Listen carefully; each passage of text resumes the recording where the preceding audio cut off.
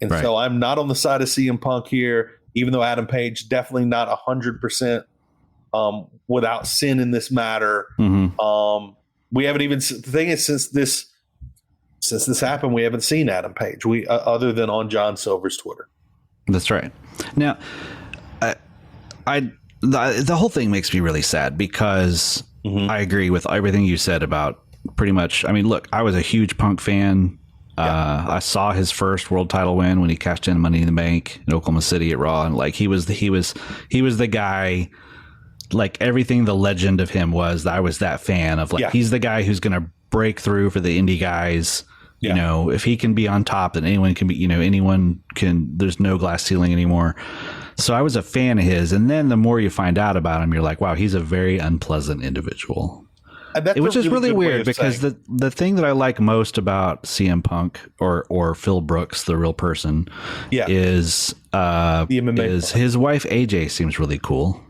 Yeah, she does, and I was really hoping she would come back for AEW. Yeah, and there are many people that I'm like, well, this guy seems like a jerk, but she seems good, and she seems to see something in him, so maybe there's something good. Yeah. And when he came back a year ago this weekend and told that story about being unhealthy and how unhealthy he was and realized the work he had to do and how his wife helped him and all this, you know, and rediscovered his love of what was important to him and that kind of thing, I bought it. And I still for him. I still believe that was true at that time. But here's the thing I wonder about what's going on inside his head. Right. He's been out, July, August, about 2.5 months. What's he been doing those 2.5 months other than stewing over Hangman Page? Like the day after, like, why didn't he do this the day after, the Dynamite after Double or Nothing in LA? Yeah. You know, he could have said, hey, let's do a rematch right here, right now. You know, do the exact same thing. There's something that makes me think he was stewing about this a long time. I agree. Or I think he's just been sitting there, like lifting weights. Maybe he doesn't. His arms don't show it. He didn't look. And just stewing over Adam Page. Yeah, and not really communicating with anybody. Yeah, or he had it built up in his mind and was like, all right, I'm going to give him a chance. And then he shows up to work Wednesday evening. You know, when everyone's gathering and they're planning out the evening. He goes to Hangman and he expects an apology and Hangman blows him off. I mean, like, that's something I could totally see saying of like, this is a big deal to Punk. Hangman's probably completely over it. Doesn't even know, you know, like whatever, water under the bridge or, you know, not even think about it anymore. And Punk takes some new slight in his, you know, I think I'm Michael Jordan way of like, I'm going to take everything personally. And he just decides that night, I'm just going to tip over the apple cart. Yeah. I think, one of the quotes I heard this week, I don't remember who said it, but was that Punk thinks he's Bret Hart, but he's really Shawn Michaels. That's exactly right. I really like that. Yeah, I really like that too. And he's not. And the thing about that is, for a while we thought maybe he was the Shawn Michaels who came back in the 2000s, who was like who grew up and now is like someone who's like, you know, pouring into the next generation. And no, he's not there quite yet. He may not be like 97 Lost My Smile Punk, but there's still, you know, there's so many different ways I want to go with this. Yeah. One of the things I'm going to say real quick before I come back to that comparison is I'm really curious where Jon Moxley falls on all this. Like, genuinely curious because if Jon Moxley is on the side of Adam Page and genuinely thinks CM Punk is an asshole, which there's a strong possibility that's true, CM Punk could absolutely lose his smile in a match on Wednesday with Jon Moxley. And I mean, like, lose literally every single tooth in his head. And I'd grin. I would be grinning 100%. Not that I want any harm to come to anybody other than CM Punk. But yeah. And so I hate to do the who would win in a shoot fight, but you know, CM Punk's he's a trained MMA fighter. He was never good. But he's had training. Quote, he has had training. Let me put it this way. He's probably had more intensive MMA training than Jon Moxley, who has kind of like sort of like gone and gotten lessons here and there. Yeah. Oh no, I think that's 100% true. He's probably had I know he's had way more jiu-jitsu lessons. Yeah. I'm just saying in a match where who wins might lay a couple things in a little more stiff that he wouldn't see coming.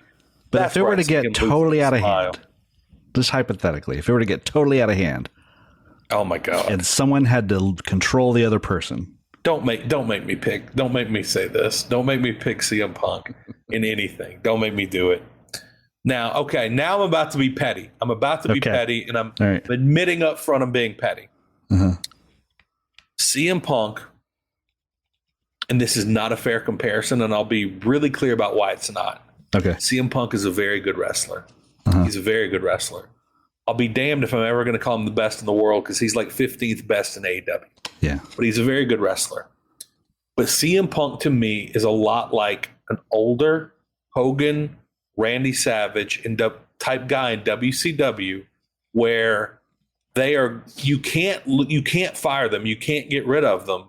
Right. Because they are superstars. And he is a superstar. He is a superstar. And he's arguably the biggest superstar in AEW and probably the biggest they will have for a very long time. But he is far from the best wrestler in the world. His star status exists because of that pipe bomb speech and him leading. Not because of what he does in the ring. And he's a good wrestler. He wrestles very good ROH type style matches. He's no Kenny Omega. He's no Bryan Danielson. No, he's probably not even top 20 in the ring.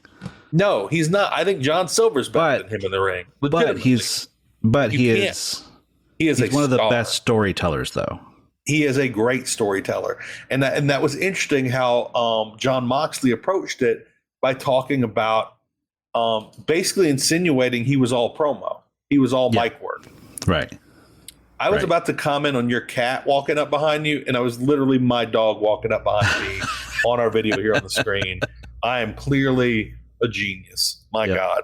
But all that said, I don't want them to get rid of CM Punk. They need CM Punk. They have been having trouble, and they need CM Punk. They need this match against Moxley. There's now talk they could be building to either CM Punk Moxley 2 at All In or even CM Punk MJF. And they need those matches. They really need them. And the reason I'm mad about this whole situation is AEW was so drama free for so long. And now that we're getting the drama, like I don't like it. I really dislike it because I need them to be a unit. And the thing is, WWE right now is hotter than they've been since AEW has existed. They're going to keep getting hotter because they've got new, fresh leadership who are making good decisions. Right. And so AEW needs to be at their best just to keep up, not to gain, just to keep up. And they're not at their best. You have this level of sniping and infighting going on amongst top stars. And that's what Tony Khan has got to instill in everyone is that, hey, if you're not here to make this successful, and thereby be successful yourself, then we do need to. And you need to be prepared to sit at home, right? You need to be prepared to sit at home and maybe not even get out of your contract. But I wouldn't let CM Punk out of his contract. I would pay him to sit at home.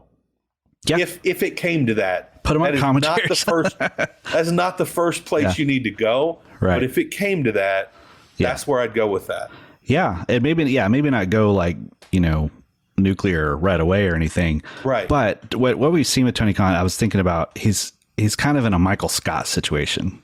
Like Michael Scott on The Office, he wanted to be everybody's friend, right? And when you say like that was the whole character, was he was a horrible boss because he couldn't stand anyone not liking him.